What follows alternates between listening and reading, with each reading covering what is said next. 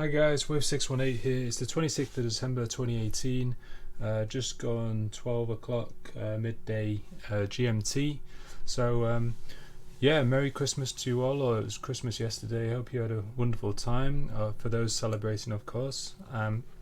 So yeah, first of all, going to do a very just a bit of a brief update on Bitcoin. It's going to be more focusing on the short term aspect. So we're just going to talk a little bit about what price is doing right now. Reason being is because in my last video I really did address the long-term scenario. So if you just take a look at my previous Bitcoin update, nothing has really changed from that point of view, but we will be zooming in to see what price is likely to do if we zoom in on the 15-minute and hourly time frames. Now, before I get started, just want to say a massive thank you to those who have purchased the course and actually given feedback. So yeah, it's generally been really positive feedback, so it's always nice to hear. I mean, this is something I've been working on for at least 6 months, so you know, just hearing that it's very rewarding for me to know that it's, you know, affecting others in a positive way. Generally people are saying it's very good value. So yeah, currently you can see here it's so the web address, I've used my own personal domain, so wave618.com is what you can use to get to the site. So you can see it's currently priced at £399. However, there's currently a 50% discount going on, which I intended to do as soon as the course came out. So at present that's on Twitter. I realized I didn't post it on YouTube, so I will include it in the YouTube description on this video, so you can find the discount, the 50% discount there. It does expire tomorrow at 11 AM GMT, so today's really, or today and tomorrow morning is the last chance to take advantage of that if you're interested. So yeah, here is the course listed below. So as I say, if you go to wave618.com, you can look and see what's included. You can see there's 20 hours of coverage. Essentially, it's everything I've learned in trading, brought to you in the most concise and clear way I could possibly do, using the use of video and PDFs that you can use to reflect on whenever you need to. So the information's at hand. Whenever you need it, it's online, right there for you. So yeah, you can see here the content. So basically, introduction for entry-level traders, and then how I analyze the charts using all the different indicators, going in a particular order that makes sense to me, going with increasing complexity, and going in a lot of detail, and not only talking about what the indicator does, but what information is it giving us from the chart, and how that can be used to formulate a strategy. And later on I do go into my strategy. If we look at the end here, I explain the indicators that I focus on, as well as my strategy, how I've reflected on what the trading is as a looking at the greater picture of things. And then there's these other aspects which include fundamentals, which is looking at market cycles and catalysts, which really helps with timing and making sure you're in the right market at the right time. And then we address what I call the soft skills, which looks at money and risk management, trade management, trading psychology, which are explanations on how to fine-tune your trading, so as to avoid the common pitfalls in trading. Alright, so that's the course right there. And yeah, we're going to just focus on the Bitcoin now. So so got the daily chart pulled up here. And so as I say, if you check out my last Bitcoin update video, you'll see my WXY count explained, the order blocks explained, as well as pitchforks. Now, I had been talking in my last video about how we're trying to forecast where Y will come down to. I did explain I was really looking out for another leg down. I was expecting resistance at this level at the top of the order block. We can see here on the daily chart the order block has held nicely with no close above. Yes, we did get a wick, and you can see actually that wick, it actually falls into another order block. So if we look at, so what we look at is we look at the counter trend. So if we're looking, this is price going up, so we look at the counter trend, which is price going down. So here you can see we haven't taken out this this high here. And why is that? Because there's an order block here, this green candle that precedes the move down. Yes, you're looking for a contrary color candle that precedes the move down at a level that we've not yet reached on this retracement. So if we draw an order block, you can draw it as so, and the higher time frame you can do it on, the better. You can always zoom in on the lower time frames to fine-tune your order block and look where the most clear support and resistance is. So I'll leave it in, so it should be coloured red. That's the colour code that I will use for a daily order block. And you can see we fell right into that order block there. So in terms of where you would put a stop loss, you would really want to put it on the other side of this order block. So basically your risk is this distance here, and the reward, as I say, I'm looking for us to eventually come down and tag this 3000 level as being the next level of support. Now how it achieves that is debatable. So this could be just a retracement followed by another leg up, and I'll explain that clearly in a moment, because this I can count 5 waves up. It's potentially 5 waves up. I'll show you the Fibonacci relationships on that in a moment. But yeah, so the possible scenarios are that we come straight down to 3000 now, or we go up, make so in an ABC fashion, like an A, B, C, probably coming up to the the next median line level, before we then come down to test 3000. So they're the two possible outlooks I'm seeing right now. Now, so if we zoom in on the hourly chart, we can just look at what's price done since it made that low at around 3100. So here what I see is this looks like our first impulse and corrections. That's our potential wave 1 and wave 2.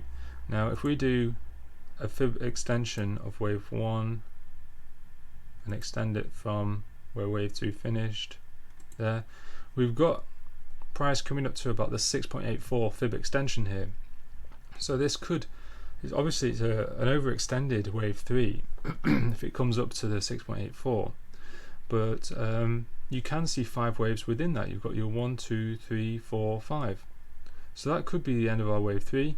This is our wave 4, and then we've got kind of like a diagonal finishing our ending diagonal to finish our wave 5. I call it an ending diagonal because there is overlap between wave 1 and wave 4, so if that is impulsive I'd have to label it as a diagonal. So that's a potential impulse there. So it's not perfect, I mean, because you don't often see wave 3s being a 6.84 extension. Typically the most extended you get it is 4.236, but if the move is very impulsive, then you can get these hyper extended waves. So that's a possible impulse, and what further supports that is, so this could be a wave 4 and wave 5. Alternatively, it could be a large A, B, C. So what I mean is it could be a 1, 2, 3, 4 and 5. We go up like that. That's another potential possibility. It's not my preferred count, to be honest, because this wave 4 is, it looks like too big to be part of this same impulse, with the wave 2 being very small. So I would much prefer this being, if it is impulsive, this being the wave 4 and that being the wave 5. However, just to look at that as a potential expanding flat, we'll look at the fib relationship. So if that's A wave, the B wave is it's around almost a 1.236 extension, whilst the C wave is a 1.382 extension. Yeah, so it's almost fitting the criteria for an expanded flat there with the Fibonacci relationships, although we didn't quite reach the 1.236 with the B wave. As I say, that's not my preferred count. I think it's more likely to be like this, and then we've seen a retracement so far of this whole move up. We've reached the 50% level basically, so tagged the 50% quite nicely there. But that said, it doesn't look like this correction is finished. This looks like an impulse down, and that's why I said it could be an A, B, C. Reason being is C wave is impulsive, and I can see 5 waves down there. There's a 1, 2, 3, 4, 5. So it certainly looks impulsive, and rather than it being a C, I think it's more likely an A of an ABC. So more likely something like this, and then I'd expect us at least to retrace the 61.8. There's a bit of an order block here, a bit of support, so it could turn out to be something like that. And then there will be that potential shout for an inverse head and shoulders, although I did address that in my last video. An inverse head and shoulders typically will have higher volume at the head, and I'll bring on volume in a moment to show that we're not really seeing that higher volume there. So the inverse head and shoulders, a lot of people will be considering is this being the left shoulder, the head, and the right shoulder. If we come down to this horizontal level, where it would be a 61.8% retracement of this move up, and we may potentially get an ABC formation correction, which may allow another move up, perhaps up to around here, as I say, the next median line. Yeah, but as I say, let's put volume on, and as I say, the volume doesn't really support this as an inverse head and shoulders. Reason being is the volume is greater on the left shoulder than it is on the head, probably more visible on the daily. Sorry, this is getting quite messy. In fact, let's take off this fib, don't need that on. Probably delete the Elliott wave count. So left shoulder, you can see since the left shoulder it's looking, it's difficult to say, it's looking like the volume's quite steady. You'd expect usually a peak on the head before seeing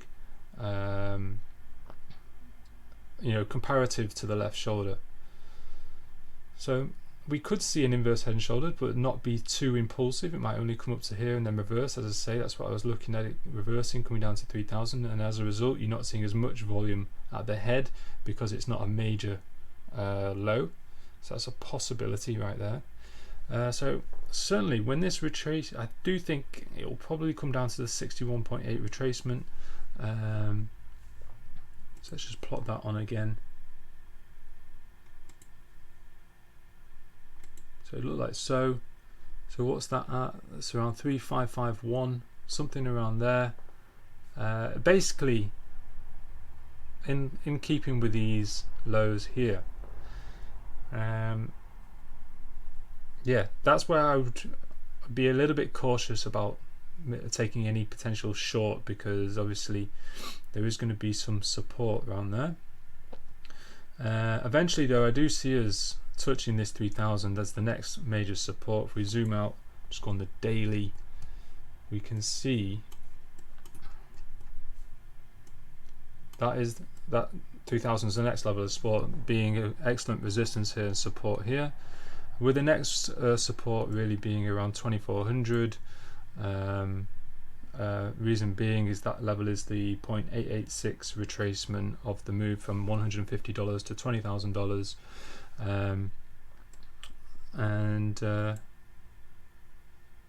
And it's within this order block here. You can see around this level 2400 of price reversing at this level, support here,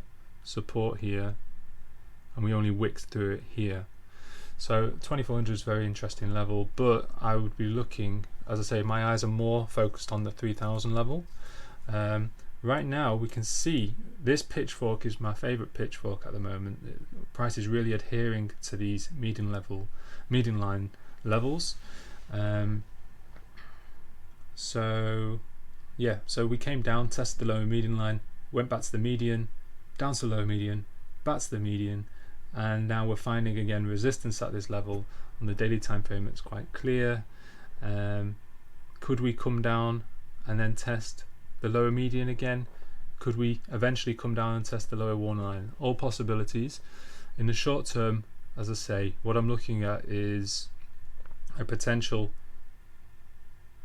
move down to here, followed by another leg up, and then to come down. That's my preferred count.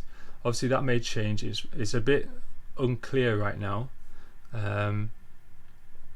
just because it's hard to determine whether this is in fact impulsive, as I've shown, that 1, 2, 3, 4, 5 count, because alternatively you could say it's a a WXYXZ, and I can label that, so that would be sorry, start that again.